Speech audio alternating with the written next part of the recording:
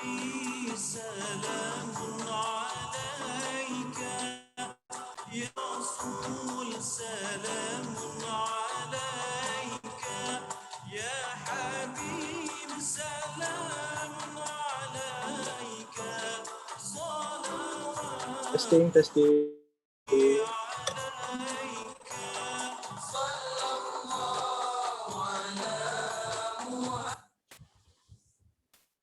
Assalamualaikum warahmatullahi wabarakatuh. Selamat datang saya ucapkan kepada hadirin pada majlis kita pada malam ini, iaitu ceramah berkaitan dengan kesucian Baitul. Okey, sebelum kita pergi lebih lanjut, kita buka dulu majlis kita dengan bacaan umul kitab Al-Fatihah. Bismillahirrahmanirrahim. Alhamdulillahirabbil alamin. Rahmanirrahim. Maliki yaumiddin. Iyyaka na'budu wa iyyaka nasta'in. Ihdinas siratal mustaqim, siratal ladzina an'amta 'alaihim ghairil maghdubi 'alaihim waladdallin. Alhamdulillahirabbil alamin. Wassalatu wassalamu ala asyrafil anbiya'i wal mursalin sayyidina Muhammad wa ala alihi wa sahbihi. Rabbi shrah li sadri wa yassir li amri wahlul 'uqdatam min lisani yafqahu qawli. Alhamdulillah, yang saya hormati Director Toha Associate Encik Abdul Muhsin bin Ramlan dan Encik Aminuddin Ismail, barisan LMT dan AIC Toha Associate, rakan-rakan seperjuangan di Toha Associate, dan yang saya sayangi tuan-tuan dan puan-puan kerana sudi luangkan masa pada majlis malam ini. Alhamdulillah, syukur kehadrat Ilahi kerana pada malam ini kita dapat sama-sama mengikuti ceramah yang akan disampaikan oleh salah seorang rakyat Malaysia yang sekarang telah menetap di Semenanjung Gaza, Nadir Al-Nuri, yang sekarang memang sedang live di Semenanjung Gaza. Sebelum kita pergi lebih lanjut, saya ingin menjemput tuan pengarah program kita pada malam ini, itu Saudara Ahmad Safwan bin Isa, untuk memberikan sepatah dua kata sebagai kata-kata aluan. Dipersilakan. Terima kasih pengerusi majlis. Assalamualaikum warahmatullahi wabarakatuh. Assalamualaikum. Bismillahirrahmanirrahim. Alhamdulillahirabbil alamin wa bihi nasta'in ala umuri dunya waddin wa ala alihi ajma'in. Pertama sekali saya ingin mengucapkan selamat datang dan terima kasih kepada semua hadirin daripada Toha Associate dan juga Al-Isra' Associate kerana sudi meluangkan masa anjuran AIC pada malam ini. Yang dihormati Encik Abdul Muhsin bin Ramlan dan Encik Aminuddin bin Ismail selaku Director Toha Associate. Yang disegani barisan LMT Toha Associate yang dikasihi para ejen, dan tak lupa juga kepada barisan AIC yang bertukus lumus untuk menjayakan program pada malam ini. Alhamdulillah, bersyukur kita kehadrat Ilahi kerana dengan limpahnya dapat kita berkumpul bersama-sama pada malam ini untuk mendengarkan ceramah yang diberi tajuk Kesucian Masjidil Aqsa yang akan disampaikan oleh seseorang yang amat Nadir Al-Nuri. Ustaz Nadir ni saya penuh tengoklah dia punya video melalui media sosial, dan banyak input-input dan perkara yang dapat saya tahulah mengenai konflik yang berlaku kepada saudara kita di Gaza. Tuan, program kita pada malam ini adalah untuk sama-sama menambah ilmu dan pengetahuan yang berlaku di bumi Gaza. Jadi sama-samalah kita memberi perhatian dan benda yang akan disampaikan oleh Ustaz. Itu saja daripada saya. Sekian, terima kasih. Kembali kepada pengerusi majlis. Alhamdulillah, terima kasih saudara pengarah program. Tanpa pengarah program kita hari ini, mana mungkin kita punya program ni akan dapat dilangsungkan jaya nyalahkan. Okey, so saya akan menjemput kita punya penceramah pada malam ini, iaitu Ustaz Nadir Al-Nuri. Tapi sebelum kita persilakan Ustaz Nadir untuk menyampaikan ceramah beliau, saya ingin memperkenalkanlah Nuri ini kepada tuan-tuan dan puan-puan, sedikit latar belakang dan biodata mengenai Ustaz Nadir.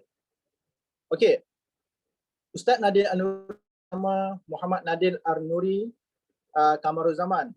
Berusia sekarang 34 tahun. Status dah berkahwin lah. Okey, pendidikan tertinggi adalah daripada Universiti Islam Gaza dan sekarang menetap di Gaza lah. Okey, dan jawatan beliau adalah CEO Persatuan Cinta Gaza ataupun dalam bahasa Inggerisnya From Gaza with Love. Jadi malam nanti telah pun tiba.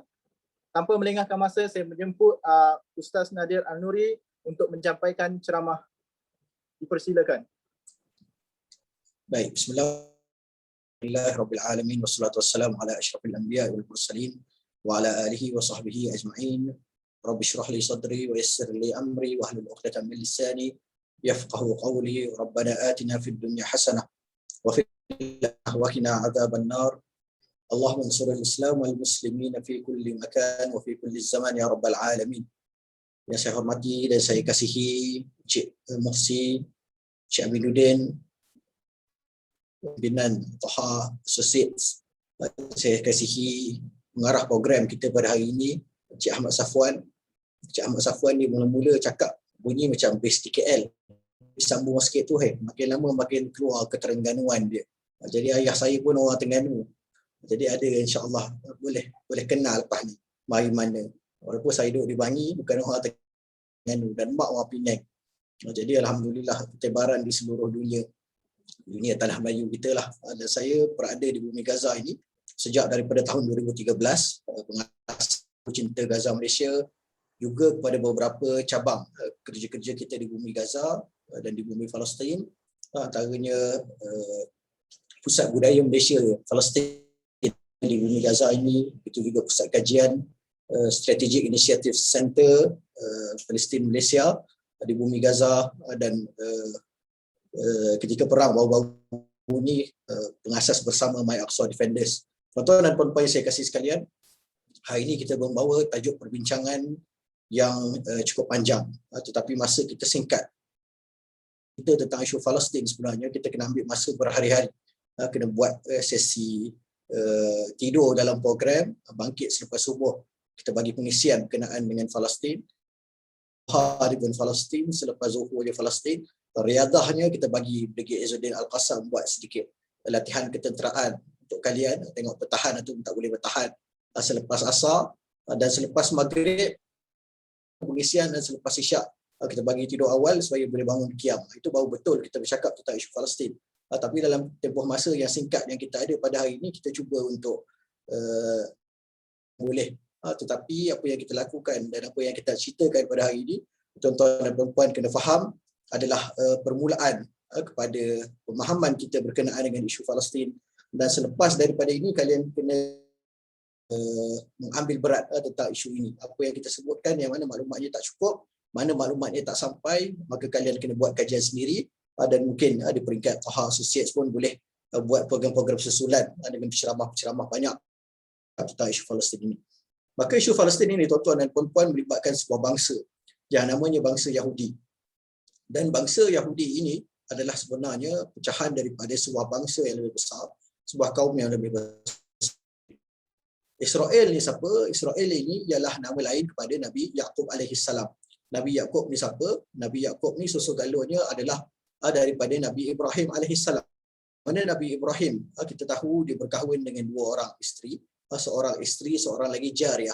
Isteri yang pertama namanya Siti Sarah ataupun Sarah. Dia Sarah, Siti itu saya tak pasti dapat. Melayu dia suka letak, dia kat sini namanya dia letak Siti sikit. Kat sini dia letak Nur sikit, tak dari mana datangnya. Tapi namanya Sarah. Dan nama jariahnya ialah Hajar.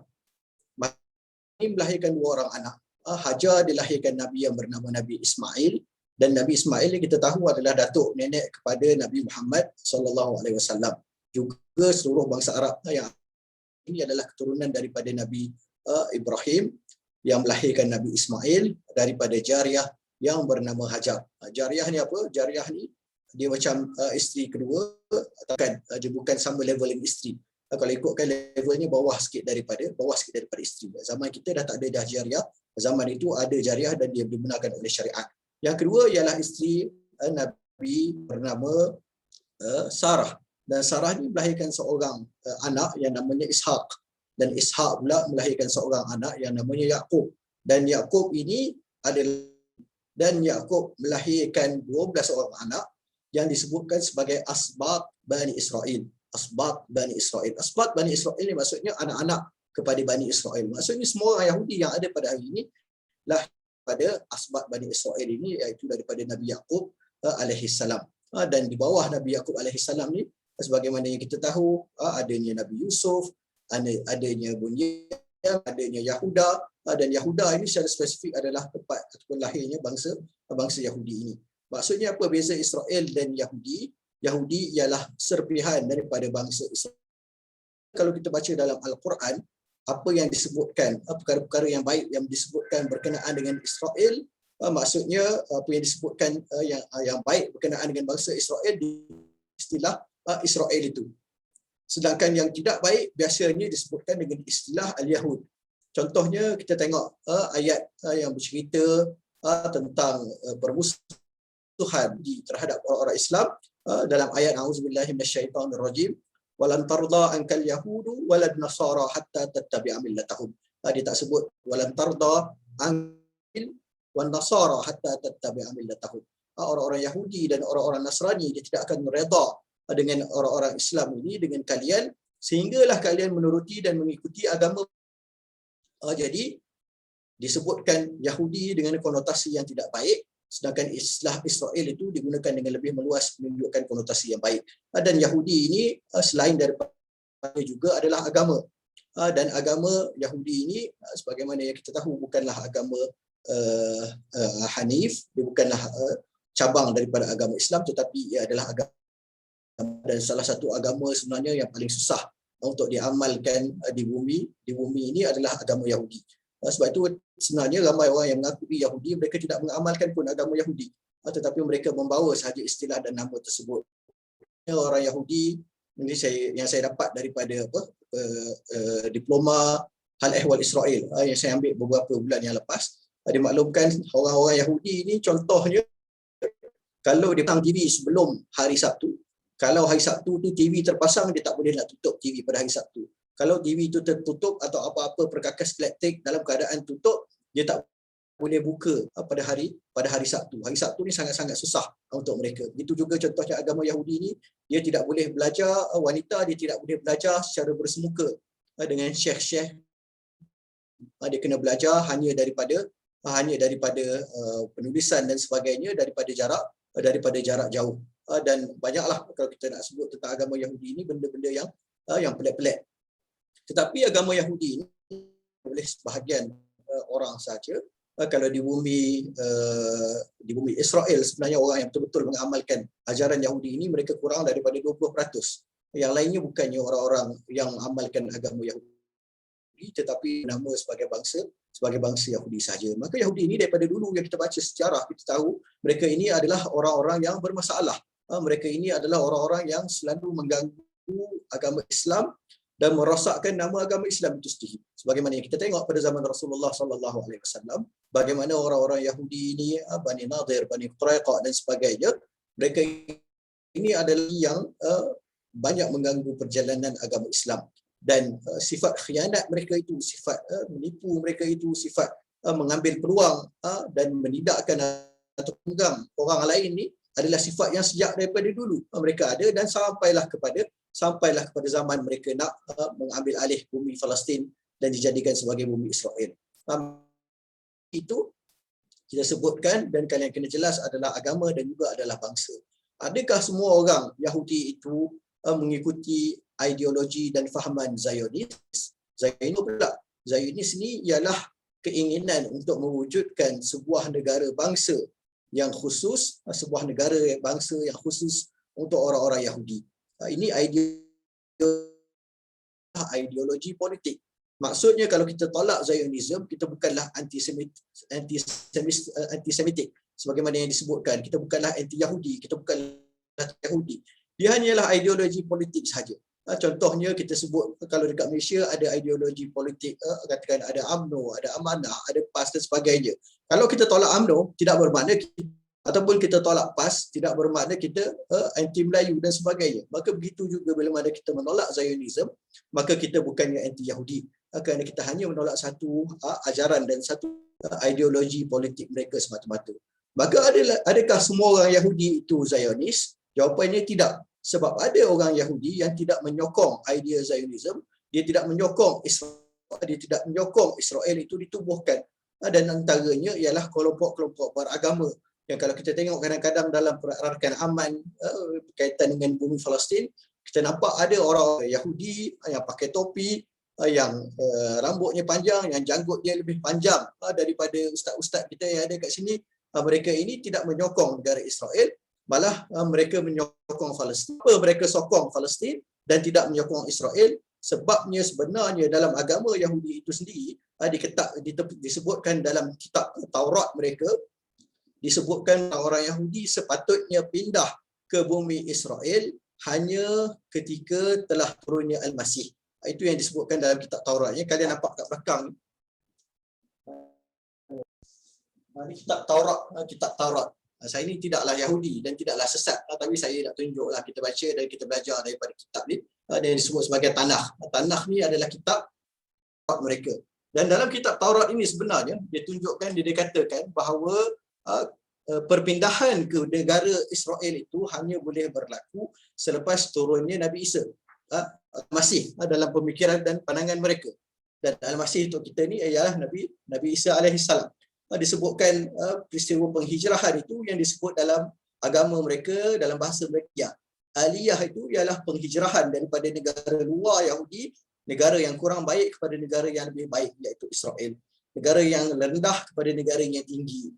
Negara yang kurang hebat, iaitu kepada negara haram Israel itu sendiri. Sepatutnya berlaku bila mana turunnya Al-Masih, dan selagi mana tidak turun Al-Masih, ia akan melambatkan proses turunnya Al-Masih. Sebab itulah syekh-syekh dan tok guru daripada agama Yahudi, mereka tidak bersama dengan Israel. Sebab apa? Sebab apa yang dibuat oleh Israel sebenarnya bertentangan dengan agama. Dah tu kenapa dia kata itu yang betul. Dia kata itu yang betul sebab mereka menunggang agama dan menjadikan hujah agama mereka itu sebagai hujah untuk menggalakkan Yahudi daripada seluruh dunia berpindah ke bumi Israel. Tuan-tuan dan puan-puan, itu sebenarnya yang digunakan oleh orang-orang Israel.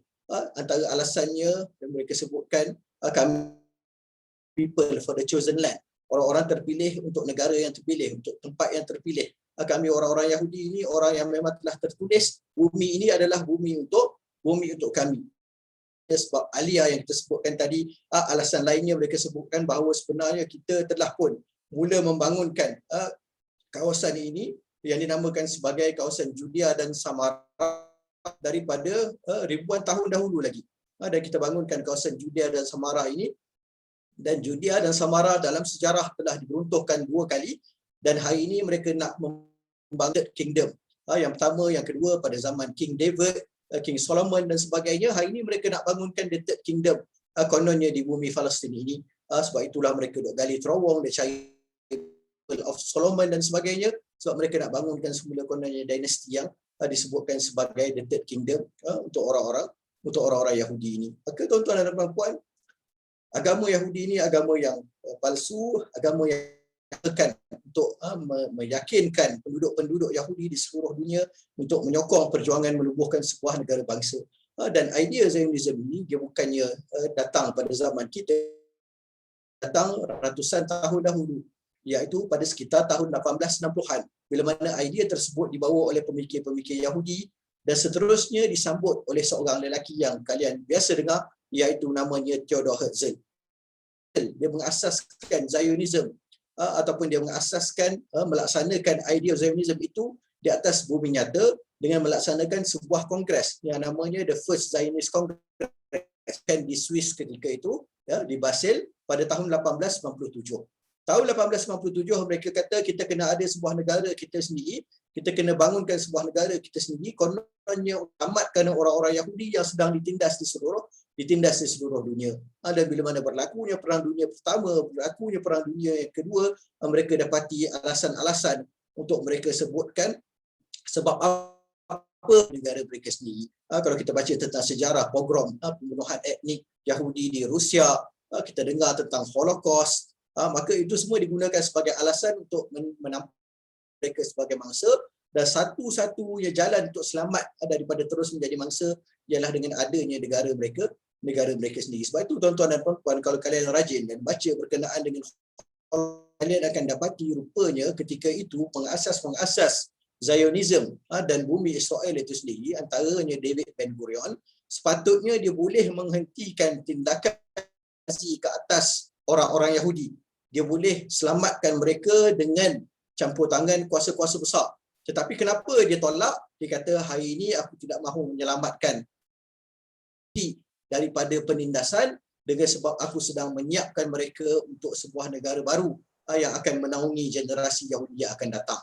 Maksudnya David Ben Gurion dia boleh hentikan penindasan ke atas orang-orang Yahudi. Tapi kalau terhentinya serangan ke atas orang Yahudi melalui Holocaust dan sebagainya, maka apa yang akan berlaku, tidak akan ada lagi alasan untuk mereka galakkan lari daripada tempat-tempat asal mereka dan berpindah masuk ke dalam negara haram Israel itu. Maka tuan-tuan dan puan-puan yang saya kasih sekalian, pembentukan negara haram Israel itu sendiri bermula dengan penuh-penuh kebijaksanaan, bermula dengan penuh helah, bermula dengan penuh strategik, bermula dengan pemikiran dan perancangan yang cukup tersusun daripada orang Yahudi itu sendiri. Itu adalah satu kelemahan kita bila mana kita berdepan dengan musuh kita, Yahudi ke Nasrani ke, kita berdepan orang Melayu ni ataupun orang Malaysia ataupun orang Islam itu dengan secara amnya kita sebutkan dia berjuang ini seolah-olah dia sedang bermain bola.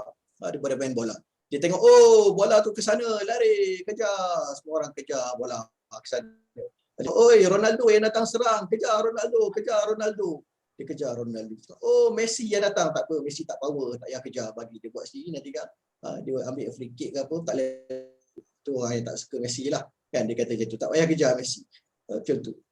Sama juga macam kita dalam katakan kita dalam bisnes. Kita lama COVID dah menimpa kepala kita, tiba-tiba dah kena PKP. Barulah tu fikir, macam mana ni kita nak jual takaful ni, orang semua dah bersedia duduk kat rumah, dah tak ada masalah untuk apa, memang dah tak keluar, kecuali dia ada accident kan. Nak bagi kita nak jual takaful kereta tapi orang semua duduk kat rumah. Macam mana kita nak buat contohnya kan? Sebab kita ni orang Islam, sifat mereka responsif dibandingkan dengan musuh kita. Musuh kita adalah musuh yang sangat-sangat agresif dan mereka ada perancangan mereka. Mereka berdepan dengan orang-orang Islam seolah-olah mereka sedang bermain catur. Mereka gerakkan satu demi satu buah catur yang ada di tangan mereka. Mereka ambil masa yang lama untuk fikirkan apa yang mereka akan lakukan. Mereka kaji apa yang akan dilakukan oleh pihak musuh. Dan setiap tindakan yang musuh nak ambil, dia tahu dah dia nak balas dengan apa dan apa kesan daripada apa yang dia lakukan. Itu beza antara kita dengan orang-orang yang bukan beragama Islam dengan musuh-musuh. Maka itu satu masalah yang sangat besar. Yang kalian saya pasti di Toha Associates pastinya adalah lebih dekat dengan orang yang bermain catur. Kalian tahu nak buat apa, kalian tahu nak berdepan dengan pandemik. Katakanlah pandemik ini dia akan teruskan sampai hujung tahun. Kita tak nak tengok mereka yang berada di Toha Associates tarik diri satu demi satu kekal, sebab kalian sudah ada perancangan di hadapan mata kalian apa yang nak dilakukan contohnya. Maka Yahudi ini begitu, mereka sangat bijak. Dan sebenarnya bila mana mereka melaksanakan pada tahun 1948 dan mengiktiraf tanah Israel itu sendiri, sebenarnya ia adalah satu permulaan ataupun satu pengakhiran bagi satu permulaan. Yang mana idea itu telah mula sejak sekian lama, dan bila mereka berjaya untuk iktiraf tanah haram Israel itu, sebenarnya mereka sudah berjaya mencapai sasaran mereka. Mereka sudah berjaya mewujudkan sebuah negara. Mereka bukannya baru terhegeh-hegeh nak buat kerajaan ataupun baru nak bangunkan institusi, membangunkan negara baru mereka, tetapi itu semua sudah ada. Bayangkan mereka sudah ada Jewish National Fund, mereka sudah ada Jewish United Fund yang menjadi perbendaharaan kepada negara yang nak dijual. Ada saja tanah yang dirampas kemudian diserahkan kepada kerajaan dan dilelong untuk dijual, terus mereka boleh beli. Bukannya macam kita tengok, oi ada ni tanah Yahudi ni, dia nak jual ni.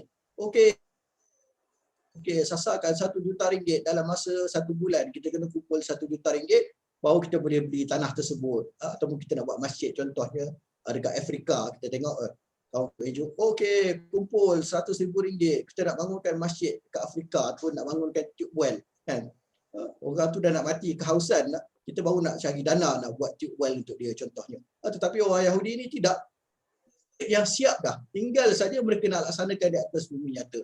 Begitu juga mereka sudah ada institusi-institusi yang mengurus pekerja-pekerja mereka. Contohnya yang namanya Histadrut sebelum daripada tahun 1948, 1940 boleh mengurus pekerja-pekerja yang baru yang datang daripada luar negara haram Israel. Begitu juga mereka sudah ada tentera mereka sendiri. Yang mana sebelum daripada tahun 1948 bertindak sebagai mafia, bertindak sebagai kumpulan-kumpulan yang menakut-nakutkan penduduk-penduduk Palestin supaya mereka keluar daripada bumi Palestin. Antaranya kumpulan yang biasa kita dengar namanya Haganah, Irgun, Gang dan sebagainya. Mereka ini yang membuat pergerakan menakut-nakutkan penduduk Yahudi bukan sahaja di kawasan Israel itu sendiri, tetapi juga di negara-negara Eropah yang ada orang-orang Yahudi. Bayangkan projek untuk menakutkan orang-orang Yahudi itu sendiri dengan melakukan pembunuhan, dengan melakukan kemusnahan harta benda dan sebagainya kepada orang-orang Yahudi yang contohnya ada di Perancis ataupun yang ada di Amerika. Tujuan dia apa? Supaya orang Yahudi percaya dan yakin bahawa tidak ada negara yang selamat untuk mereka melainkan negara haram Israel itu sendiri. Maka mereka ini sangat-sangat berperancangan. Sebab itu dalam tempoh yang sangat pendek daripada tahun 1948 masuk tahun 2021, setelah 78 tahun, mereka ini adalah antara negara yang paling maju, antara negara yang paling moden, antara negara yang berada dalam kalangan top 10, melakukan research yang berkaitan dengan teknologi, yang berkaitan dengan perubatan, yang berkaitan dengan pertanian dan sebagainya. Negara yang sangat kecil tapi dia boleh ekspor hasil pertanian daripada bumi Israel itu sendiri. Negara yang sangat kecil tetapi teknologinya digunakan di seluruh dunia. Contohnya dalam bentuk Intel, chip yang kecil yang dihasilkan di bumi Israel disebarkan di seluruh dunia, semua orang guna.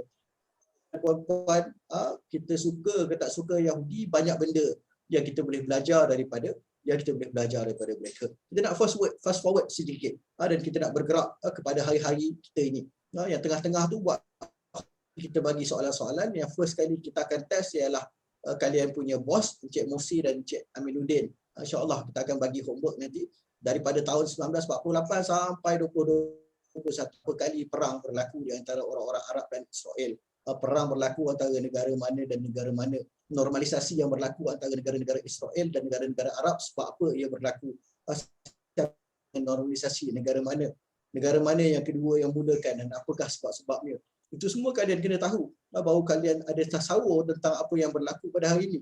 Hari ini kita sibuk nak sebut, kenapa Mesir ni dia tak sokong Palestin, dia sokong Israel saja, ataupun Jordan, kenapa dia tak hantar tentera dia untuk bantu Palestin. Kalau kita ada basic idea tentang apa yang kita sebutkan tadi itu semua, maka kita boleh jawab soalan-soalan. Tak, kita akan kekal hanya menggaru kepala kita masing-masing sambil kita fikir orang lain buat apa, kita pun tak tahu nak buat apa.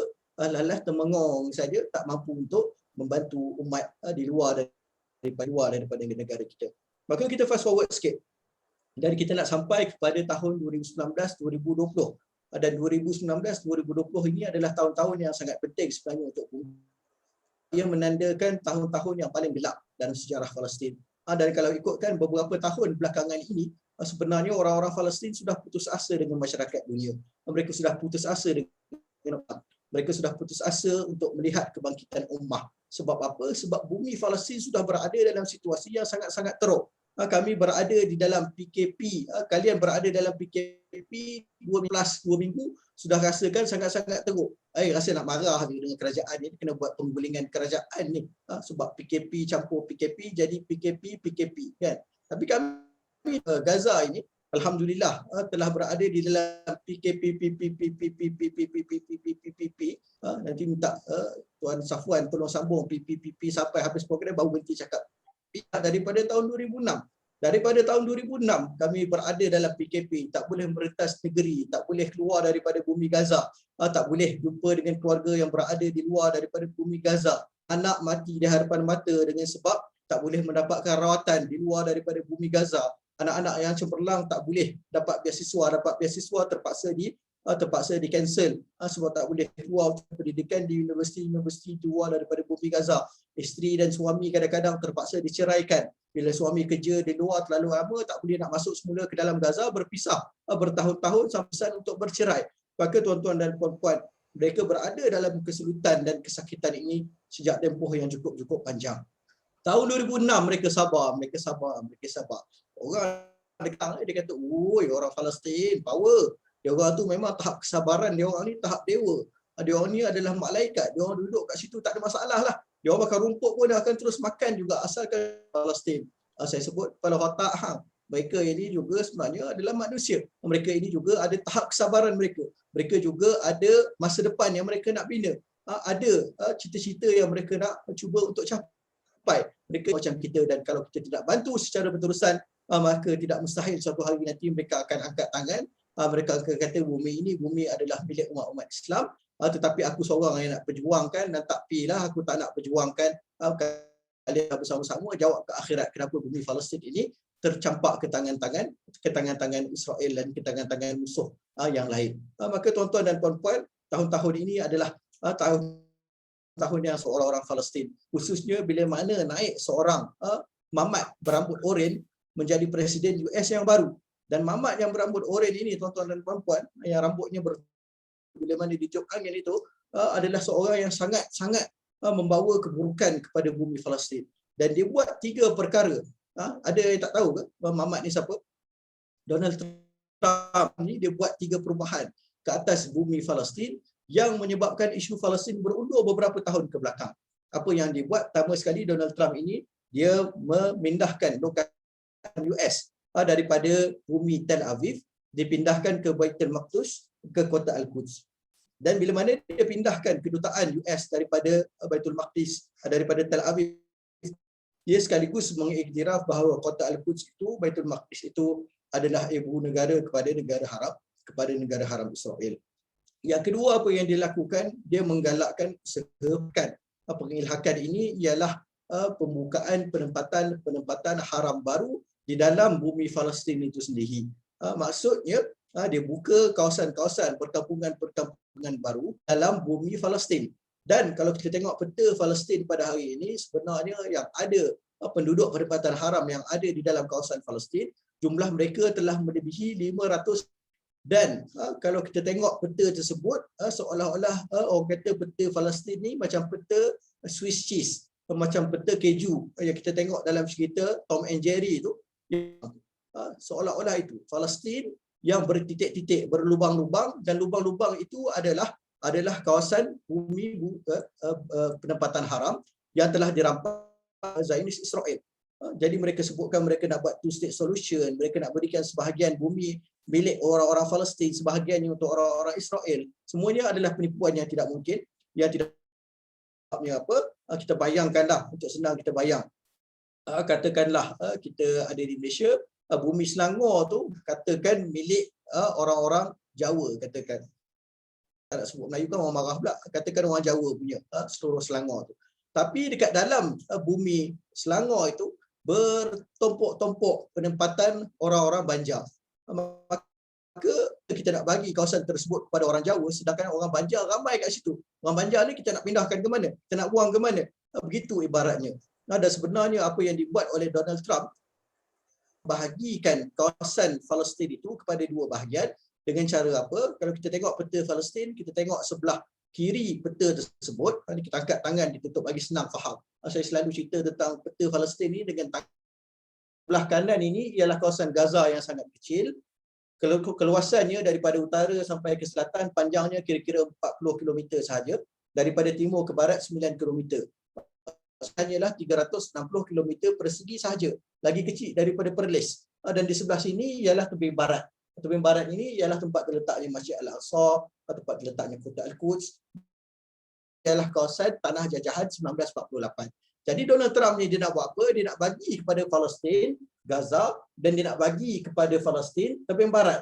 Dan dia nak hubungkan kedua-dua ini dengan satu terowong bawah tanah yang lalu di bawah tanah haram Israel tersebut. Maka yang tengah-tengah ni semua Israel akan ambil dan menjadi milik mereka. Itu idea two-state solution yang di Trump, dan ia adalah satu penipuan yang kononnya nak dibuat untuk meredakan kemarahan orang-orang Palestin, tetapi hakikatnya mereka tidak ada pun hasrat dan sebahagian tanah kepada orang-orang Palestin. Dan yang ketiga yang dibuat oleh Donald Trump ini ialah usaha normalisasi yang dibuat.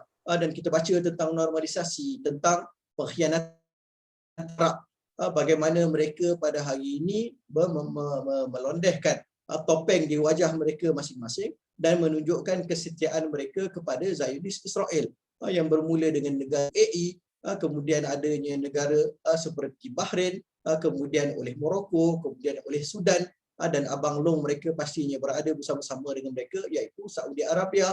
Jadi ini bersama dengan Israel. Dan sejarah mereka cukup panjang. Kalau kita nak cerita satu-satu kenapa berada bersama dengan Israel, tak sempat kita nak ceritakan semuanya pada hari ini.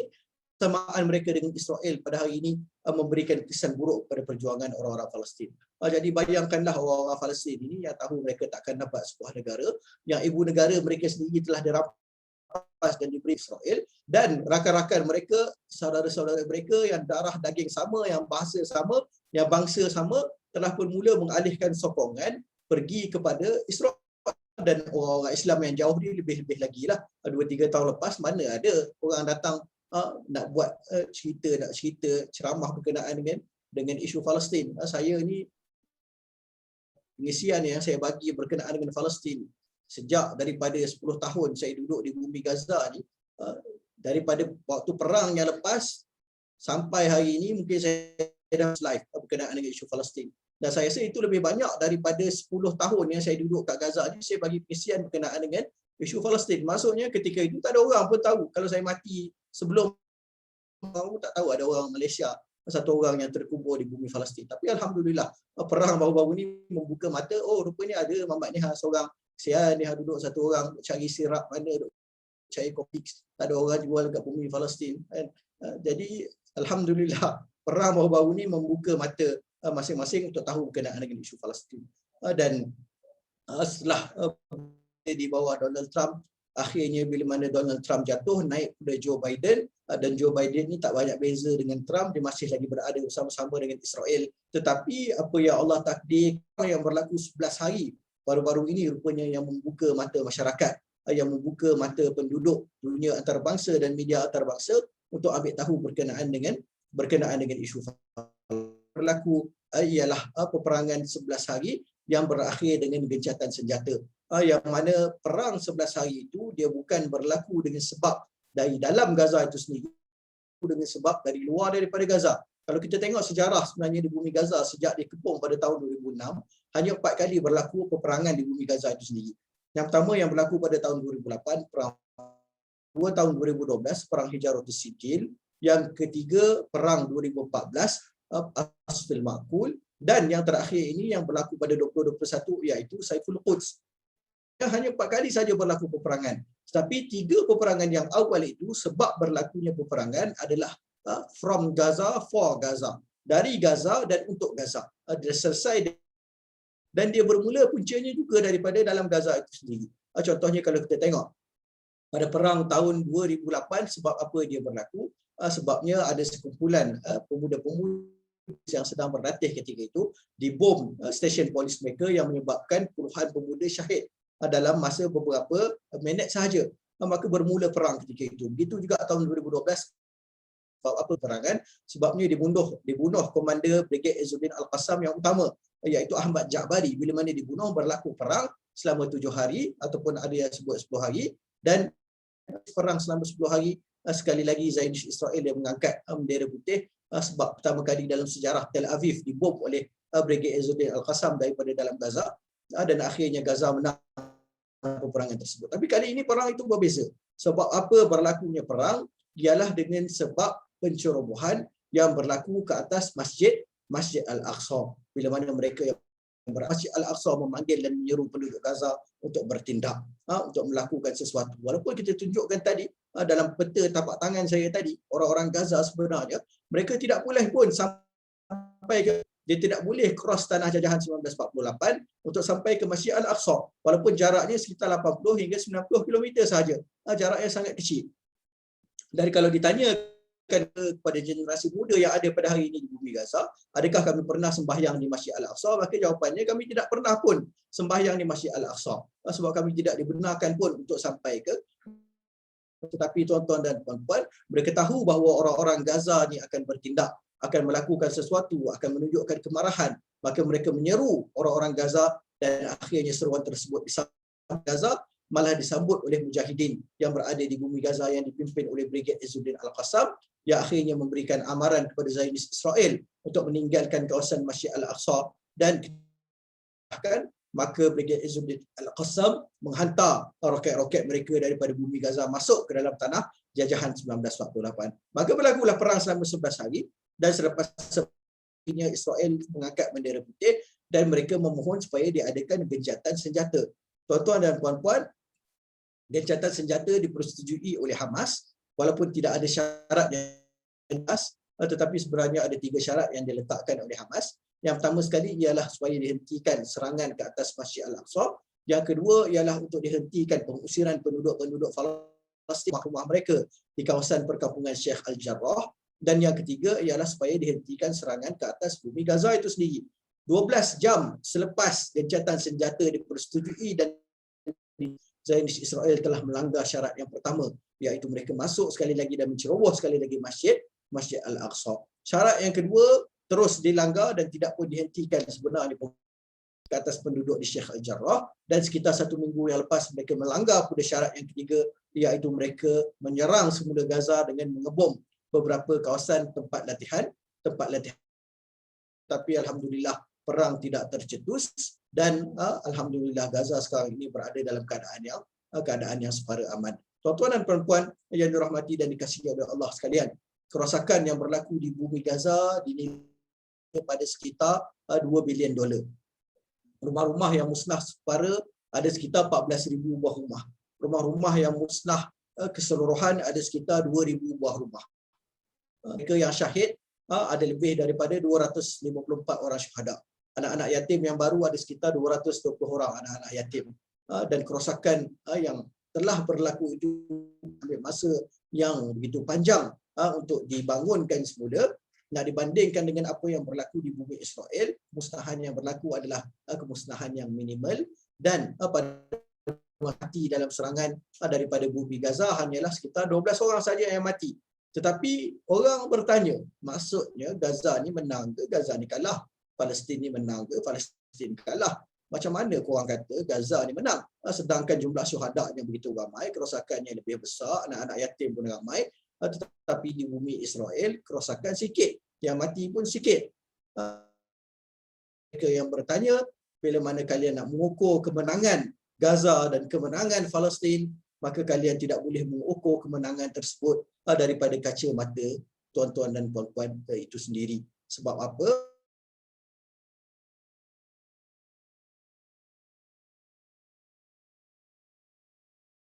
Telah menang bila mana mereka melihat para pemuda habis peperangan, mereka kesedihan dan mereka menangis. Bukan dengan sebab rumah-rumah mereka telah dimusnahkan, tetapi mereka sedih dan mereka menangis sebab nyawa mereka tidak dapat. Perang yang berlaku terlalu singkat, 11 hari sahaja. Kita sebut Gaza itu tantasir. Gaza itu menang bukan kerana ibu-ibu yang masih lagi mereka yang masih panas dibom oleh Zionis Israel, mereka menangis. Bukan kerana anak-anak itu telah kehilangan nyawa, tetapi mereka menangis kerana anak-anak itu adalah anak-anak yang berbaki untuk mereka korbankan dan hadiahkan untuk perjuangan Palestin. Kita sebut Gaza tantasir. Gaza itu menang bukan dengan sebab kita kalah di mata orang-orang awam, tetapi kita sebut kita menang bila mana kita berjaya menundukkan sebuah kuasa yang ada Iron Dome, yang ada kelengkapan yang paling canggih di dunia, roket yang dibuat daripada Brigade Izzuddin Al-Qassam, yang dibuat dengan teknologi dan kepakaran tempatan daripada dalam bumi yang terkepung itu semata-mata. Kita sebutkan bahawa Gaza tantasir itu menang bila mana kita berjaya menundukkan PM Israel Benjamin Netanyahu, yang disebutkan the magician of Israeli politics, sebab pandainya dia berpolitik di gergasi politik Israel, tetapi berjaya ditumbangkan bila mana dia rasakan dia mampu untuk ceroboh bumi Gaza dan tundukkan kekuatan penduduk-penduduk Gaza, rupa-rupa kalah dan dia yang tertunduk. Dan yang paling utama tuan-tuan dan puan-puan, kita sebutkan bahawa Gaza tantasir, Gaza itu menang kerana kita berjaya penduduk dan masyarakat antarabangsa untuk melihat semula bahawa ada bumi yang masih perlukan kasih sayang daripada kalian. Ada bumi yang masih perlukan sokongan dan daripada kalian. Ada bumi yang sedang menunggu untuk dibebaskan dalam masa yang terdekat dan mereka menunggu tangan-tangan kalian untuk membantu pembebasan tersebut. Tuan-tuan dan puan-puan yang saya ucapkan terima kasih sekali lagi kepada pihak kalian atas jemputan kita pada hari ini. InsyaAllah kita dengarkan beberapa persoalan sebelum kita tamatkan majlis, satu majlis bersama-sama dengan Kerajaan Negeri Terengganu, tempat Ustaz Safwang kita, untuk kita bercerita dengan geng-geng di sana pula nanti. Kita ambil soalan dan kita tengok setakat mana yang kita bersama-sama. Okey, terima kasih Ustaz.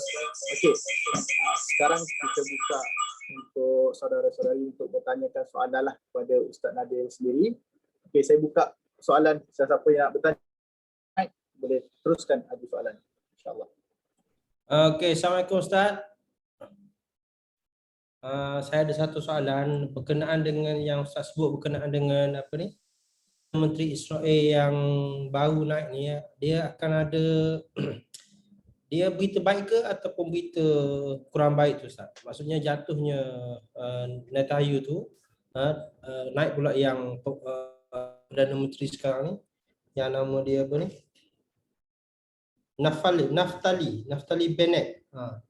Dia adakah macam mana dia punya polisi sekarang ni Ustaz berkenaan dengan peperangan? Baik. Saja. Terima kasih. Saya jawab dulu, pengurus ni boleh? Kita jawab satu-satu. Ya. Baik. Ini bijak kalian punya bos Cik Mosi. Biasa kita kat sekolah dulu, kalau kita tak nak ditanya soalan dulu. Jadi Cik Mosi dia dahulu, sebelum kita tanya soalan kepada kalian, dia tanya dulu soalan. Strategi yang bijak. Dia menyerang, dia tidak mengambil posisi defensif. Jadi kalian ni kalau kalau tak ada orang yang nak tanya soalan kepada kalian lah. Jadi sediakan soalan banyak-banyak. Kalau ada masa lebih, kita tanya soalan kepada kalian. Tuan-tuan dan puan-puan yang saya kasih sekalian, kita menyebutkan tentang Israeli politics. Kita nak cerita sikit tentang politik Israel. Dan bila kita cerita sebenarnya tentang politik Israel, kena belajar dan kenal sikit berkenaan dengan spektrum politik. Spektrum politik ni dia ada parti-parti berhaluan kanan, parti-parti berhaluan kiri, dan dia ada sentris. Sentris ni yang berada di tengah-tengah lah. Parti-parti berhaluan kanan ini ialah parti-parti yang biasanya resis, yang tidak suka kepada hak orang-orang Palestin yang lain. Mereka ini menyokong kewujudan dan kepentingan bangsa itu semata-mata di bumi Israel. Dan di pihak satu lagi, bangsa ataupun parti politik yang ada ialah parti-parti politik berhaluan kiri. Yang berhaluan kiri ini biasanya mereka ini kononnya menyokong two-state solution, menyokong hak-hak yang sepatutnya diberikan kepada orang-orang Palestin dan seterusnya. Maka yang Palestin sejak daripada tahun 1948 ialah sebuah parti yang namanya Parti Mapai yang ditubuhkan oleh David Ben Gurion, dan Parti Mapai ini dia lebih kurang macam Labour Party. Maksudnya dia berada di sebelah kiri spektrum. Dia orang yang kononnya nak hak orang-orang Palestin, dia baik dengan orang Palestin, dia tak dia nak two-state solution dan sebagainya. Daripada tahun 19 sampailah kepada tahun 1979 ada pemerintahan itu hanya dipegang oleh parti-parti yang berhaluan kiri yang kita sebutkan tadi. 1979 berlaku revolusi politik di bumi Israel, di mana kekuasaan berpindah ke tangan parti-parti berhaluan kanan. Sebab apa itu kalian boleh bacalah. Tahun 1973 berlaku perang yang menyebabkan orang lain tidak lagi menyokong isu Palestin. Bila mana berlakunya hubungan kerjasama dengan Mesir pada tahun 1979, jadi orang Israel naik marah dan sebagainya. Jadi bentuk politik yang lebih ekstrim, yang lebih rasis. Dan ketika itu siapa yang bertanggungjawab untuk mengadakan dan memimpin revolusi politik? Yang bertanggungjawab ketika itu ialah Benjamin, yang memimpin parti Likud, sebuah parti berhaluan kanan. Daripada Likud pemerintah tahun 1979 sampailah kepada hari ini, hanya beberapa kali bertukar tangan, tetapi majoriti ada pada tangan Likud, dan Benjamin Netanyahu yang memerintah dalam tempoh di bumi Palestin ini berapa tahun dia memerintah, di bumi Israel ini berapa tahun dia memerintah setahun. 12 tahun berturut-turut dia memerintah, akhirnya 2-3 tahun yang lepas ini terjadilah isu di bumi di bumi Israel, isu yang menyebabkan Israel ini, parti-parti politik ini dia berpecah pada dua bahagian sahaja. Satu yang nak Benjamin Netanyahu kekal sebagai PM, yang satu lagi yang nak Benjamin Netanyahu dijatuhkan sebagai PM. Dan sebab apa berlaku perpecahan itu? Sebabnya Benjamin Netanyahu itu sendiri dilemparkan, didakwa dengan beberapa tuduhan rasuah, salah guna kuasa dan sebagainya. Maka Benjamin ni dia nak tahankan kursi dia sebab dia tak nak didakwa di mahkamah. Peringkat satu lagi yang nak menjatuhkan dia sebab menakkan keadilan dan nak dia dijatuhkan supaya dia boleh didakwa di mahkamah. Sebab itu dalam tempoh 2 tahun yang terakhir ini sebenarnya berlaku 4 kali pilihan raya, 4 kali pilihan Israel, dengan sebab tidak ada satu parti politik pun yang berjaya membentuk gabungan yang kuat untuk mempertahankan kursi sebagai kerajaan. 4 kali mereka buat pilihan raya dan akhirnya pada yang lepas, pada bulan Mac yang lepas, mereka adakan pilihan raya yang keempat, dan pilihan raya yang keempat itu, tuan-tuan dan puan-puan, dimenangi juga oleh Benjamin Netanyahu, tetapi dia masih tidak berjaya dapatkan kursi majoriti, dan dia tidak berjaya untuk dapatkan kumpulan-kumpulan lain untuk menyokong gabungannya. 120 kursi di Parlimen Israel yang namanya Knesset, dia kena dapatkan 61 untuk dapatkan majoriti, tapi dia tak boleh nak dapat. Maka apa yang dibuat oleh Mamat ini, yang bernama Benjamin ini, dia pun menyeranglah Gaza dengan tujuan untuk public image dia, naikkan saham politik dia, dan ditunjukkan kepada orang-orang Israel bahawa dia sahaja yang boleh mempertahankan Israel daripada tangan-tangan Hamas dan juga Brigade Izzuddin. Apa yang dilakukan Allah nak tunjuk tidak berjaya, sampaikan dia kecundang dan dia jatuh, sampaikan perang pada kali ini disebutkan antara perang yang ataupun paling sia-sia dalam seluruh sejarah Israel, tidak membawa apa-apa kebaikan langsung kepada Israel, malah memburukkan reputasi Israel di peringkat antarabangsa. Maka Benjamin Netanyahu pun akhirnya dijatuhkan oleh kumpulan-kumpulan yang menentang Benjamin Netanyahu ini, yang mana ketuanya ialah Naftali Bennett yang memimpin parti Yamina, dan parti Yamina ini adalah parti far right yang lebih teruk daripada Benjamin Netanyahu, dan yang kedua disokong oleh Yair Lapid, seorang lagi tokoh Israel, tokoh politik yang memimpin parti yang mana parti ini adalah parti sentris. Maka soalnya, adakah mereka ini lebih baik ataupun lebih jahat daripada Benjamin Netanyahu? Jawapannya senang sahaja. Pusing macam mana pun, far right, far left, sentris, mereka akan pertahankan dua benda yang paling utama dalam politik mereka. Yang pertama ialah pengekalan kewujudan Israel itu sendiri. Yang kedua ialah mempertahankan keamanan negara haram Israel itu. Itu dua isu yang sangat-sangat penting untuk mereka, dan selagi mana mereka berpegang kepada dua isu itu, sebenarnya mereka tidak akan memberikan apa-apa perubahan kepada bumi Palestin. Maksudnya apa? Naiklah siapa pun, dia bukan berita baik dan dia juga bukan berita buruk. Sebabnya apa? Sebabnya untuk kita yang menyokong Palestin dan kita orang Palestin, kita tidak mengharapkan apa-apa sebenarnya daripada Israel. Kita anggap mereka ini adalah yang paling buruk di dunia. Yang tinggalnya ialah kita, apa yang kita nak buat, apa yang kita nak usahakan, apa yang kita nak lakukan, hanya yang memberikan kesan kepada pembebasan dan kemenangan Palestin, insya-Allah, dalam masa terdekat ini. Okey, terima kasih Ustaz atas jawapan untuk soalan yang pertama. Hebat dia punya jawapan dia. Okey Ustaz, sekarang ni ada beberapa soalan lah yang diajukan di chat box ni. Okey, saya bacalah salah satu soalan daripada Muhammad Syuk. Assalamualaikum Tuan Syekh. Di Palestin terdapat juga penduduk Kristian. Adakah mereka ini juga dibunuh dan diseksa oleh Israel? Itu soalan yang pertama. Dan soalan yang kedua daripada saudara Aidil Azizi. Warahmatullahi wabarakatuh, saudara moderator dan Ustaz Nadir Al-Nuri. Saya nak tanya, Yahudi dia percaya ajaran Nabi, tapi kenapa mereka angkuh dan sombong dengan menolaknya? Okey, terima kasih. Dua soalan Ustaz. Baik, yang pertama sekali kita jawab secara ringkas. Palestin ini memang ada orang Kristian. Dan di bumi Gaza pun ada orang Kristian, walaupun jumlah mereka tak ramai. Penduduk di bumi Gaza 2.2 juta orang, yang Kristian adalah mungkin sekitar 2,000 orang. Kurang daripada 1% adalah orang-orang Kristian. Dan begitu juga di bumi Tebing Barat, sekitar 2 atau 3%, tak silap saya. adalah orang-orang Kristian. Dan orang-orang Kristian sebenarnya dia berdepan dengan sekatan-sekatan yang sama yang dihadapi oleh yang beragama Islam.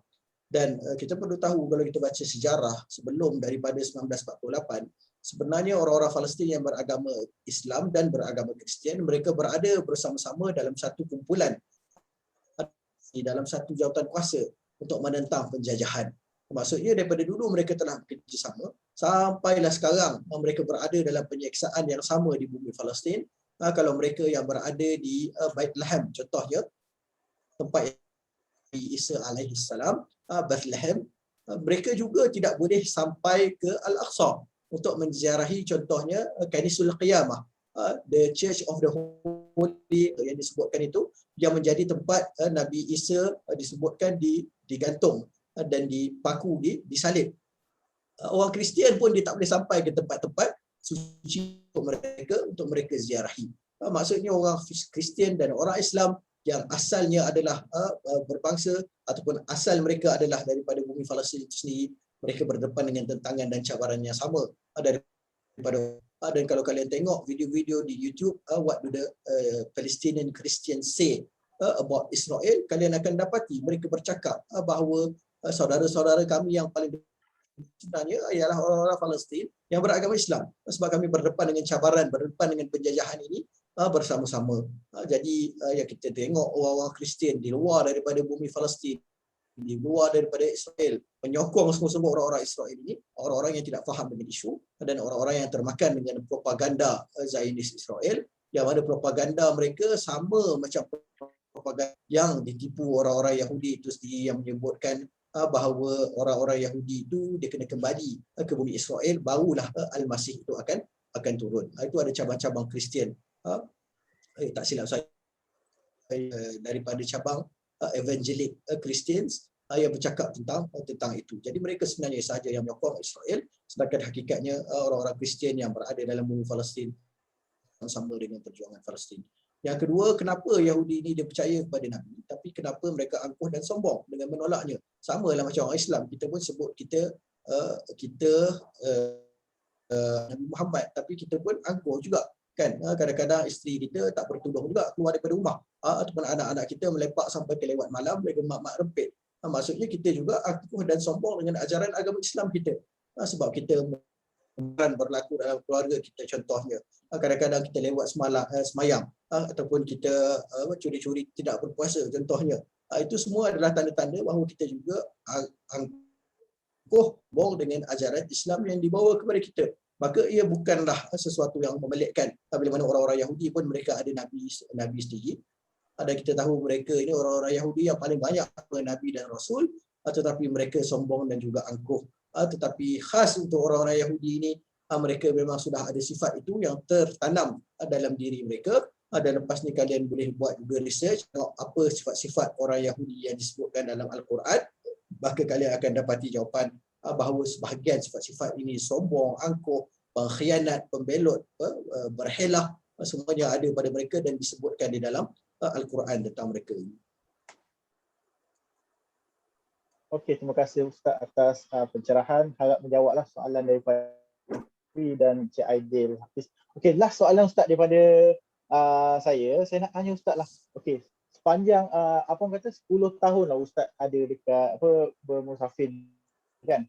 Okey, apa perasaan Ustaz bila tinggal di dalam kawasan konflik, kawasan peperangan ni selama 10 tahun? Orang kalau 3-4 bulan duduk dalam kawasan peperangan ni pun dah gelisah nak balik rumah apa. Semua orang pun musim PKP kan. Jadi saya nak tanya Ustaz lah, macam mana perasaan Ustaz dan macam mana Ustaz boleh adapt dengan suasana dekat sana sekarang? Baik, soalan ni soalan yang selalu ditanya kepada saya dan saya selalu menjawab. Dan kita duduk di dalam bumi Palestin ini, dia bercampur antara suka dan duka. Dan ada peristiwa yang berlaku kepada kita, dia ada sukanya dan ada dukanya pada waktu yang sama. Tuan-tuan dan puan-puan berkahwin sebenarnya dengan seorang wanita Palestin pada tahun 2016.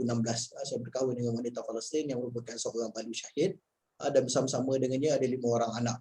Jadi saya ada 5 Palestin dan saya ada 2 orang anak Melayu yang lahir di bumi Palestin.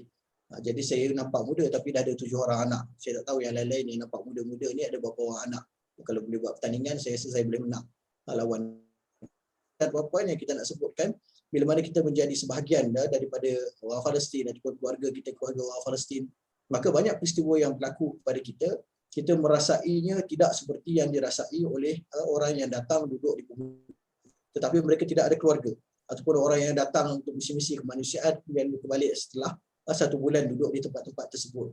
Dan mungkin sebahagian peristiwa yang berlaku pada saya kan sangat-sangat dekat dengan saya ialah peristiwa-peristiwa yang berkaitan dengan mujahidin, sahabat-sahabat kita Brigade Izzuddin Al-Qassam.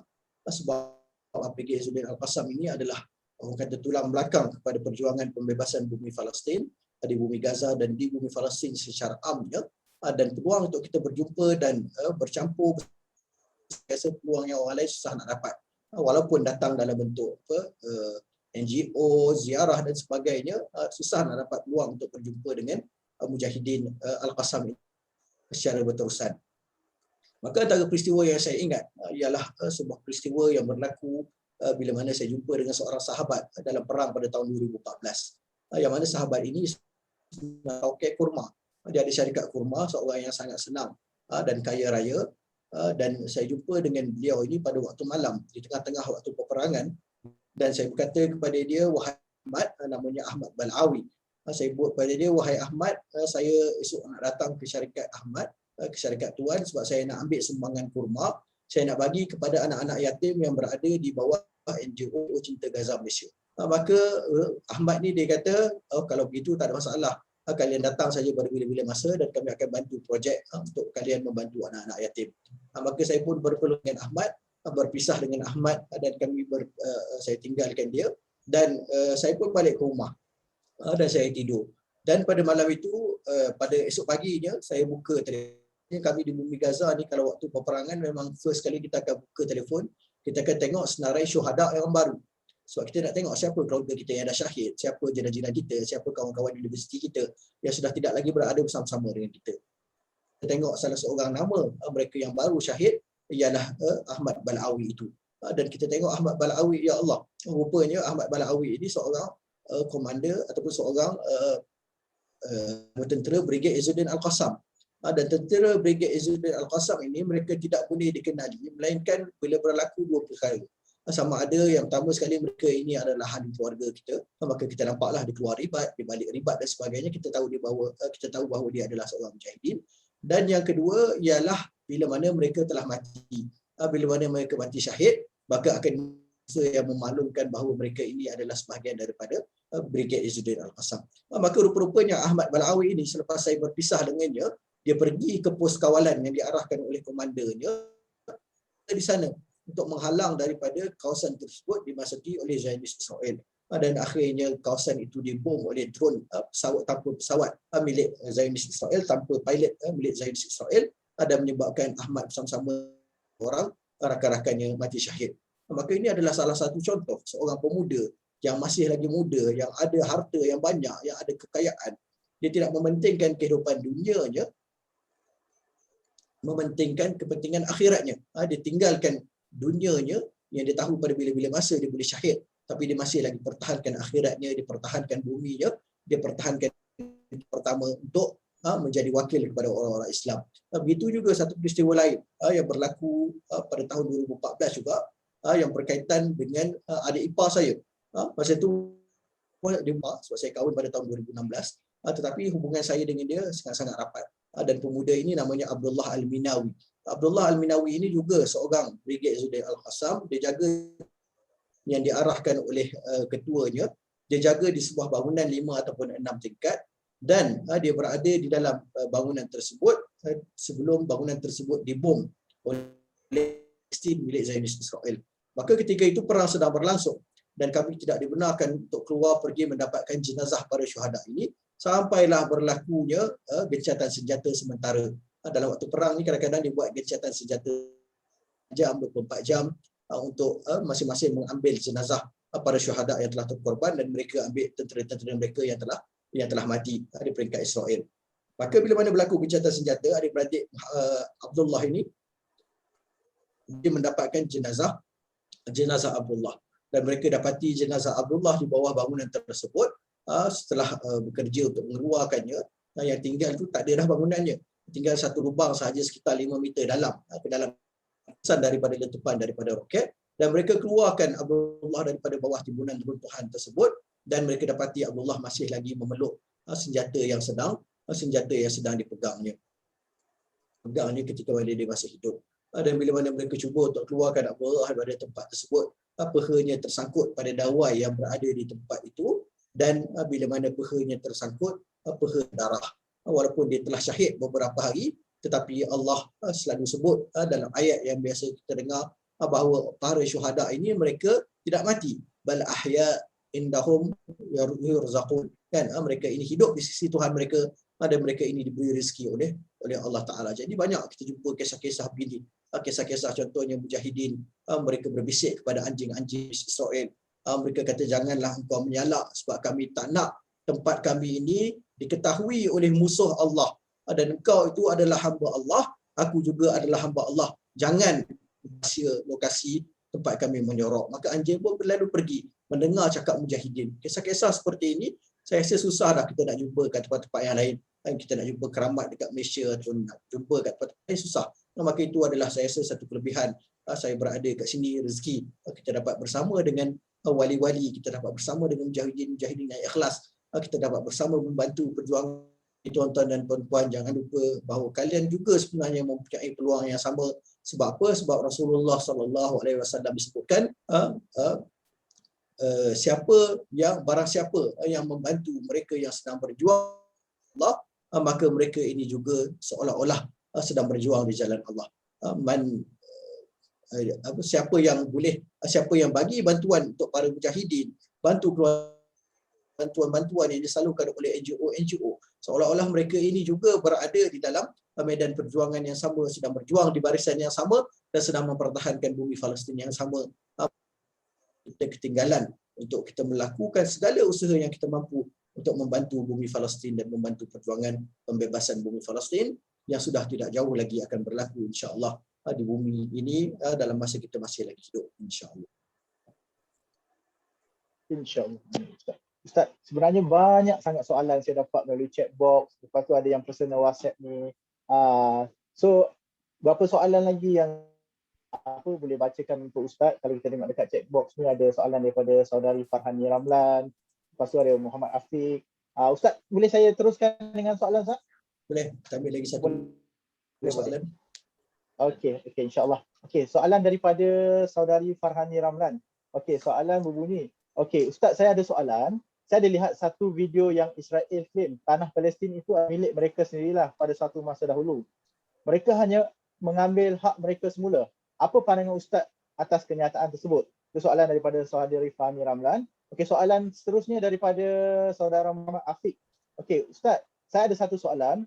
Adakah negara Islam besar yang lain membantu Palestin? Selama saya mendengar dekat banyak berita melalui media sosial yang memperkatakan negara-negara Islam berdiam diri dan tidak ada tindakan daripada mereka. So, mohon pencerahan daripada Ustaz. Baik, yang pertama sekali soalan yang ditanyakan senang untuk dijawab. Betul, memang Israel asalnya, tetapi bila 2000 tahun yang lepas. Jadi yang bertanya soalan, bayangkan ada seorang datang kepada rumah puan, saya rasa wanita yang tanya tadi, bayangkan wanita dia pergi ke rumah puan, kepada puan, sila keluar daripada rumah ini rumah aku yang duduk sini dulu, bukan engkau. Lalu puan pun tanya kepada dia, bila pula kau duduk kat sini? Dia kata 2000 tahun yang lepas aku duduk kat sini. Jadi kalau puan boleh keluar lepas kalian, sebab 2000 tahun yang lepas dia duduk kat rumah tu, maka orang Palestin pun sepatutnya melakukan benda yang sama. Tetapi kalau kita tengok sejarah, mereka itu telah keluar daripada bumi Palestin tahun yang lepas, bila mana bumi tersebut dijajah oleh Rom, kemudian diambil alih oleh Byzantine, kemudian pergi kepada beberapa kuasa besar yang lain sampailah kepada tangan Islam oleh kuasa sebelum dijajah oleh British dan kemudian dijajah pula oleh Zionis Israel. Maka sebenarnya kalau kita tengok jumlah penduduk Yahudi yang asal daripada 2000 tahun yang lepas, dia duduk dan kekal di Palestin memang ada. Tetapi berapa peratusnya pada tahun 1550-an, mereka ada sekitar 2% orang-orang Yahudi yang memang kekal ada dalam bumi Palestin sejak daripada dulu. Sedangkan yang lain-lain, orang Palestin itu sendiri Dan selepas daripada itu barulah meningkat jumlah tersebut sedikit demi sedikit sampailah pada tahun 1948 mereka hampir mencapai 50%. Ini orang Yahudi yang masuk ketika itu bukanlah orang-orang Yahudi asal, tetapi mereka ini yang dibawa masuk daripada negara-negara yang lain ke dalam tanah haram Israel itu untuk kononnya menunjukkan bahawa mereka adalah majoriti dalam negara tersebut. Maka itu kisahnya satu orang kata apa kenyataan yang tidak logik oleh mereka. Kalau macam tu senanglah kan. Kita tengok tok nenek kita 2000 tahun lepas, 3000 tahun lepas dia duduk kat mana, kita claim tempat tersebut adalah tempat kita. Yang kedua, soalan berkenaan dengan negara-negara Islam yang besar. Sebenarnya perjuangan untuk bumi Palestin ini adalah perjuangan yang dia menunjukkan negara-negara, orang-orang yang betul-betul nak berjuang, dan dia menunjukkan orang-orang yang hanya bercakap tetapi tidak mahu berjuang. Dan sebenarnya banyak negara-negara yang nak berjuang untuk orang Palestin dan perjuangan Palestin, tetapi mereka disekat dengan berbagai sekatan lah. Ada yang disekat oleh keupayaan politik, ada yang ada dalam NATO, ada yang disekat sebab mereka ada kepentingan mereka sendiri. Termasuklah sekatan-sekatan yang kalau kita tengok contohnya dalam KL Summit. KL Summit yang kita buat, yang Malaysia buat beberapa tahun lepas, antara perjumpaan yang paling besar dan paling kuat untuk negara-negara Islam yang nak berada bersama-sama dengan Palestin. Masa tu Malaysia dia panggil Indonesia, dia panggil Pakistan, dia panggil Iran, dia panggil Turki, dia panggil Qatar. Dan negara-negara ini kalau dia bersatu, dia boleh menjadi satu ketumbukan yang sangat kuat untuk Palestin sebenarnya. Tetapi ketika itu last-last, contohnya dengar bahawa Indonesia ditarik diri contohnya, ataupun dia tak boleh hantar orang. Disebut sebab apa? Sebab terlalu ramai pekerja Indonesia yang ada di Saudi Arabia. Kalaulah mereka hantar wakil Saudi Arabia dia ugut akan membatalkan visa pekerja-pekerja Indonesia yang menyebabkan ratusan ribu pekerja-pekerja itu akan ke Indonesia. Begitu juga dengan negara-negara yang lain macam Pakistan dan sebagainya. Tetapi kita alhamdulillah bumi Malaysia kita tidak boleh diugut dengan ugutan-ugutan sedemikian sebab negara kita negara yang cukup berdaulat, negara kita tak memerlukan pada ada peluang ekonomi dan sebagainya. Maka sebenarnya negara Malaysia sangat berpotensi untuk memimpin negara-negara yang lain dalam isu Palestin. Dan macam yang kita sebutkan, diharapkan negara-negara untuk bertindak, untuk buat sesuatu berkenaan dengan isu Palestin. Tetapi yang boleh kita buat ialah masing-masing berusaha dengan keupayaan, dengan kekuatan masing-masing, barulah kita boleh ini dengan sebetul-betul dan sebaik-baiknya. Khususnya kita yang NGO, kita yang ada kewangan, dari segi usahawan-usahawan dan sebagainya, hartawan-hartawan, lawyer-lawyer, mereka boleh perjuangkan dari segi advokasi. Jadi masing-masing sebenarnya ada peranan. Dan saya selalu sebutkan bahawa kita nak berhadapan dengan Israel ini bukan seperti jentolak. Bukannya kita ini sebuah jentolak yang besar, anggap Israel dengan kekuatan tentera yang kita ada, tidak. Tetapi sebenarnya kita ini masing-masing di tangan kita ada gerudi-gerudi. Yang mana gerudi-gerudi inilah yang akan menepuk lubang-lubang dalam tembok kukuh Israel itu, maka tembok itu akan jatuh sedikit demi sedikit. Perjuangan ini telah lama bermula, tetapi perjuangan ini sudah dekat kepada penghampiran, dekat kepada kejayaan. Dan itu disebutkan oleh pakar-pakar Israel Palestin, oleh pakar-pakar Barat sendiri. Mereka sebutkan bahawa we have not come this close to the liberation of Palestine and the whole Palestine. Dalam sejarah Palestin yang panjang itu, kita tidak pernah ada sedekat ini untuk membebaskan bumi Palestin sebagaimana kita berada sekarang. Maka kalau kita tinggalkan perjuangan Palestin, ia adalah sangat-sangat kalau kita tengok nanti dalam masa yang terdekat Palestin itu dibebaskan dan kita tidak ada peranan, kita tidak ada tangan, kita tidak membuat apa-apa untuk kemenangan tersebut, maka kita berada bersama-sama dengan orang-orang Islam lama. Wallahu a'lam. Alhamdulillah. Terima kasih Ustaz atas pencerahan. Semoga soalan daripada saudari Farhani Ramlan dengan Muhammad Afiq tadi, insyaAllah. Okay. So Ustaz boleh tak saya nak buka lagi satu soalan daripada audiens kita lah? Boleh Ustaz? Sempat tak? Ni kan nanti kena marah dengan kerajaan Terengganu ni. Last soalan. Masya-Allah.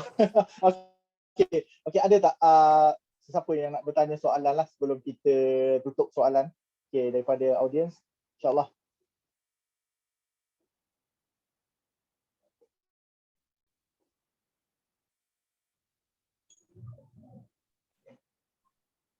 Okey, soalan satu. Soalan 2. Soalan 3. Okey, nampaknya Ustaz masa mencemburui kita lah Ustaz. Saya pun faham Ustaz ada apa orang kata? Talk dengan kerajaan Terengganu pula lepas ni kan. Okey. Ustaz, kata-kata akhir Ustaz lah sebelum kita akhiri kita punya ceramah pada malam ni. Sedikit pesanan lah kepada kami yang berada di Malaysia ni kan.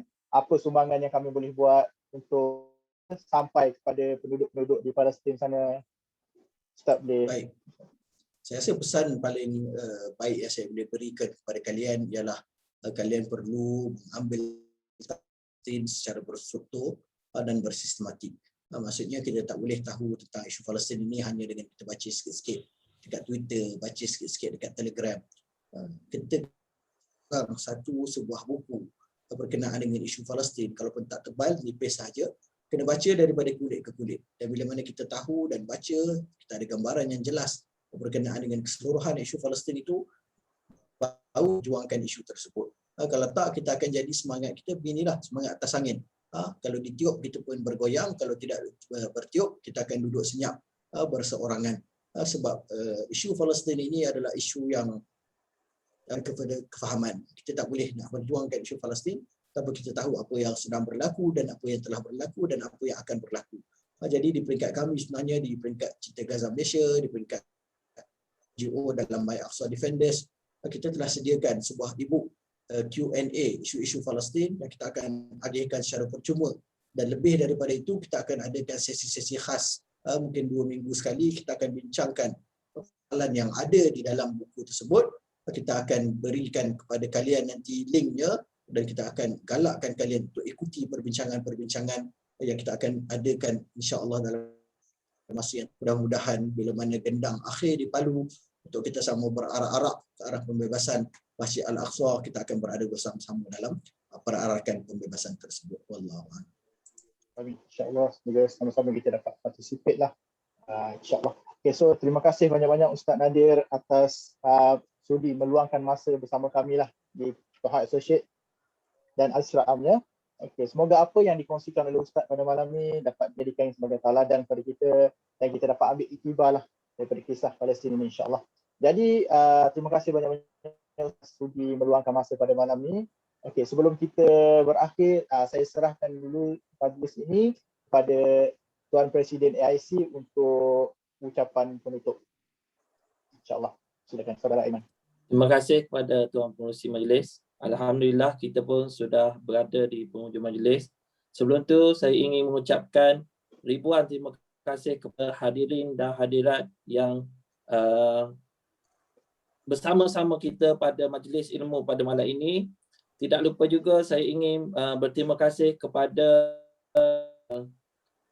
agensi manager Al-Isra' pun turut berada dalam ni, Cik Afifi dan Board of Director Al-Isra' Haji Zulmajdi yang bersama-sama pada malam ini.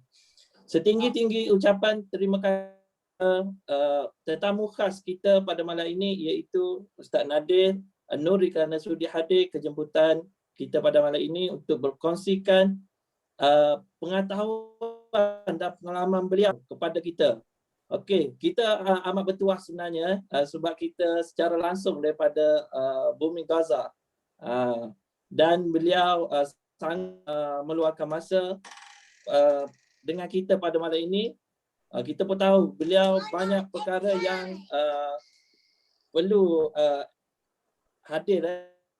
Jadi rasanya daripada perkongsian pada malam ini kita dapat merasai sedikit keperitan yang dilalui oleh saudara kita di sana.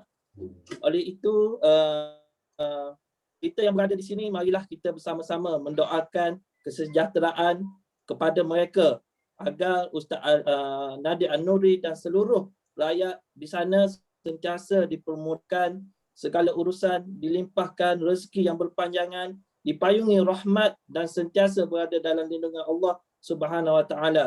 Amin ya rabbal alamin.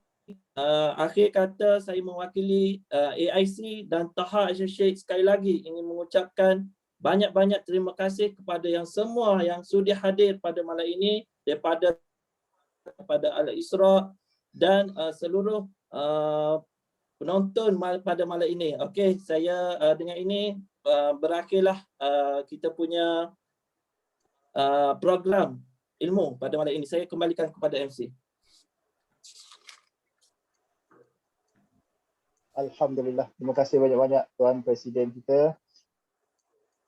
Kita akhiri kita punya majlis kita pada malam ini.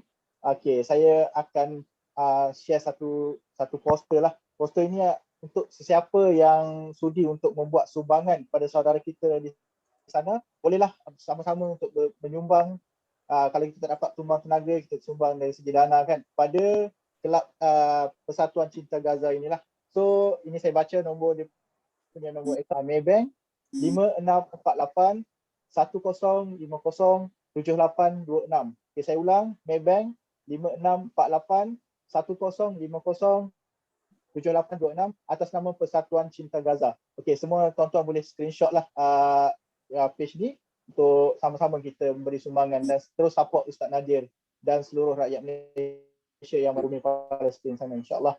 So sebelum kita berakhir last ni, saya nak minta semua ready, kita akan ambil gambar lah. Saya akan screenshot gambar. Semua kalau boleh bagi love dekat screen untuk kita screenshot ramai-ramai. Okey. Semua dah ada screenshot gambar ni? Alright. So kita ready. Semua kasih love sikit.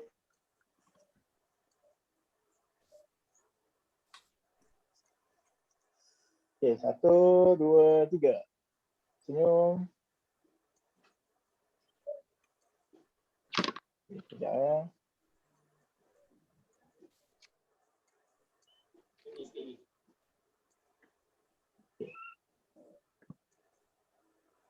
Okay, last page. Sekejap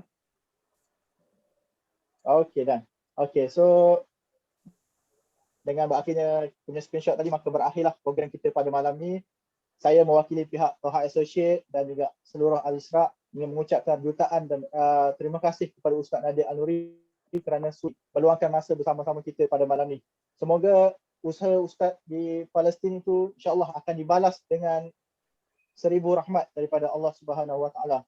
Marilah kita sampaikan agar penduduk Palestin sana dapat dibebaskan daripada cengkaman Israel, insya-Allah.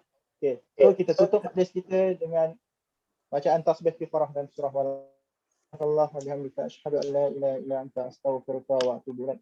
Bismillahirrahmanirrahim. Wal 'asri innal insana lafi khusr illa allazina amanu wa 'amilus solihati wa tawasaw bil haqq wa tawasaw bis sabr. Barakallahu azim. Semua. Terima kasih Ustaz. Terima kasih Ustaz. Terima kasih Ustaz. Terima kasih Ustaz.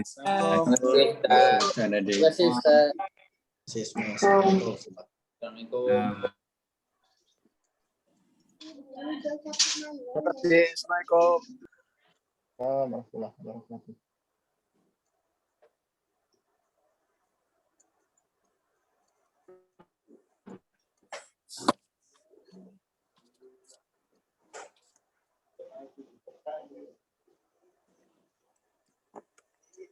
Share screen.